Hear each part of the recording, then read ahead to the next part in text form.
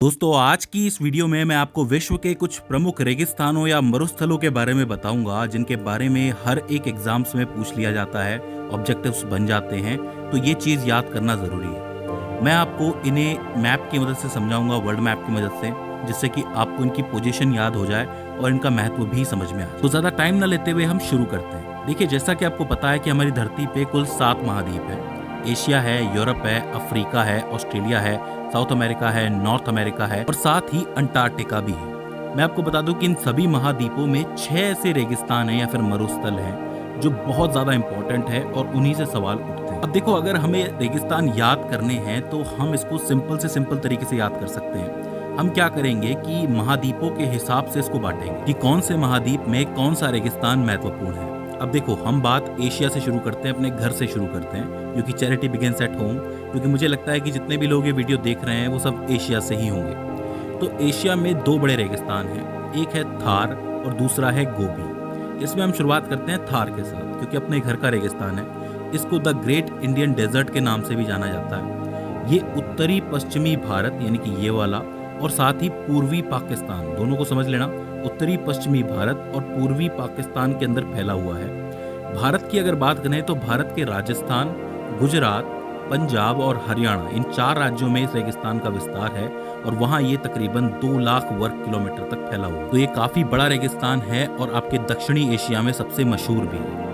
इसके बाद हम बात करते हैं गोबी रेगिस्तान की। गोबी रेगिस्तान है हमारे पड़ोसियों के पास, यानी कि चीन और मंगोलिया के पास। मैं आपको बता दूं कि इसका अधिकांश हिस्सा जो है वो मंगोलिया में है और थोड़ा बहुत हिस्सा जो है वो चीन के अंदर भी है। मंगोलिया से आपको चंगेज खान का नाम याद आ गया होगा, वहीं से आया था वो, तो ये मंगोलिया वाला इंपॉर्टेंट हो जाता है।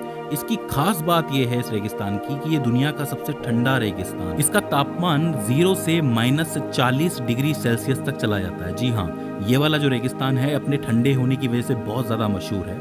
इसलिए पूछा जाता है कि दुनिया का सबसे ठंडा रेगिस्तान कौन सा है, तो आप गोबी रेगिस्तान लिखो। तो ये 2 रेगिस्तान हो जाते हैं जो एशिया महाद्वीप में फेमस है। एशिया से हम आगे बढ़ेंगे तो यूरोप आता है। यूरोप के अंदर कोई रेगिस्तान खास है नहीं, यानी कि छुट्टी, उसको याद करने की जरूरत नहीं है।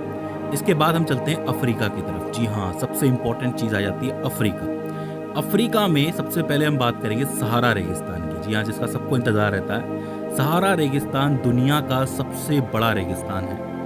इसका जो टोटल एरिया है वो 92 लाख किलोमीटर की दूरी तक फैला हुआ है। यानी कि अगर आप चीन और अमेरिका को मिला लोगे ना तो उसके एरिया के बराबर ये फैला हुआ है।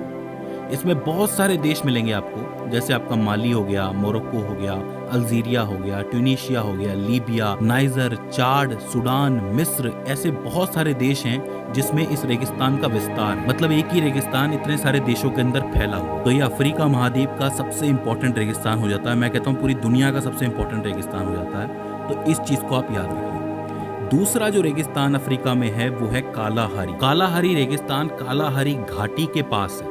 अब देखिए, कालाहारी घाटी जो है वो 25 लाख वर्ग किलोमीटर में फैली हुई है, लेकिन कालाहारी रेगिस्तान जो है वो 9 लाख वर्ग किलोमीटर में फैला हुआ है। ये इसी से जुड़ता हुआ है, घाटी के साथ ही है। तो आपसे सवाल बन सकता है कि कालाहारी रेगिस्तान किसके पास स्थित है, तो आप कालाहारी घाटी लिख सकते हैं। ठीक है। इसके अलावा जो अफ्रीका के कुछ एक देश हैं, जैसे कि बोत्सवाना हो गया, नमीबिया और दक्षिण अफ्रीका की कुछ एक सीमाएं हो गई, वहां पे इसका पूरा विस्तार फैला हुआ है कालाहारी का। और साथ ही साथ यहाँ पे सालाना 8 से 19 सेंटीमीटर तक ही वर्षा होती है, मतलब वर्षा भी काफी कम होती है। इसीलिए कालाहारी भी काफी डेडली रेगिस्तान। तो सहारा और कालाहारी दोनों ही अफ्रीका के रेगिस्तान हो जाते हैं। तो 2 एशिया के हो गए, 2 अफ्रीका के हो गए। इसके बाद हम चलते हैं दक्षिण अमेरिका यानी कि साउथ अमेरिका। वहां पे एक रेगिस्तान है अटाकामा। अटाकामा एक तटीय रेगिस्तान के रूप में जाना जाता है। इसकी चौड़ाई तकरीबन 160 किलोमीटर है और इसकी लंबाई 960 किलोमीटर। मुख्य रूप से उत्तरी चिली, एक जगह है चिली नाम की, वहाँ का जो उत्तरी पार्ट है उसमें इसका विस्तार देखने को मिलता है। अच्छा, इसकी खास बात यह है कि ये अपनी लवणीय चट्टानों की अधिकता की वजह से बहुत फेमस है। मतलब यहाँ पे लवणीय चट्टानें बहुत पाई जाती हैं, बहुत ज़्यादा अधिकता है, तो इस वजह से ये जाना जाता है। पूछा जा सकता है कि लवणीय चट्टानों के लिए कौन सा रेगिस्तान मशहूर है, तो आप अटाकामा लिख सकते हैं। ठीक है। तो 2 एशिया के हो गए, 2 अफ्रीका के हो गए, 1 दक्षिण अमेरिका का हो गया।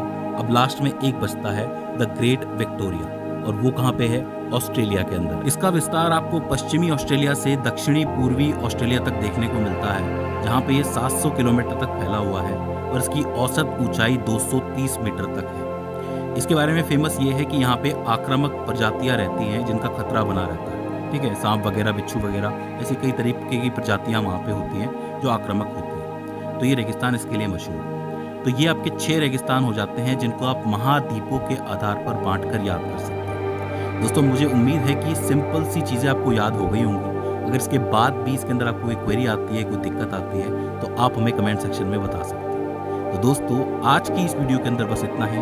सी you in the next one.